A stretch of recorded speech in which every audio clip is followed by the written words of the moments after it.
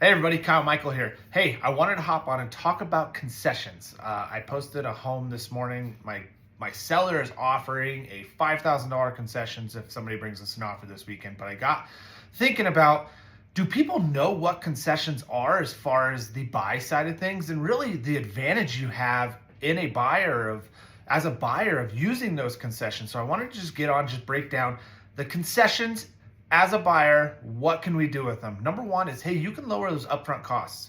We can lower those costs at closing. So if you ask for $5,000 in concessions, you can use that $5,000 at closing costs to kind of cover those costs. Number two, lower monthly payments by using it for a rate buy down. This is a great conversation to have with your lender. There are lots of buy downs out there, a 3-2-1, 2-1, 1-0 buy down, fixed rate buy down if you can get enough concessions. Number three is easier loan qualification. By getting money back, you're now allowing yourself to have more buying power in the process. And number four is, it's absolutely phenomenal for first-time home buyers, These first-time home buyers that don't have a ton of money down, you can use those concessions to use towards your money down and help you get into your first home. And then last but not least, I talked about it yesterday in my video, but new build incentives. Like I mentioned, new builders are offering concessions. I've seen as little as $5,000, and I've seen as much as $50,000.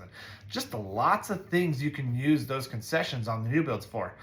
There are some limits that do apply. You can't just get an unlimited amount of concessions. So that's a conversation you need to have with your lender about, where can I get the concessions? How much concessions do I need? And we can help with that as well. I go to my lenders all the time and talk about, what we need for a 2-1 buy down and things like that before we ask for it.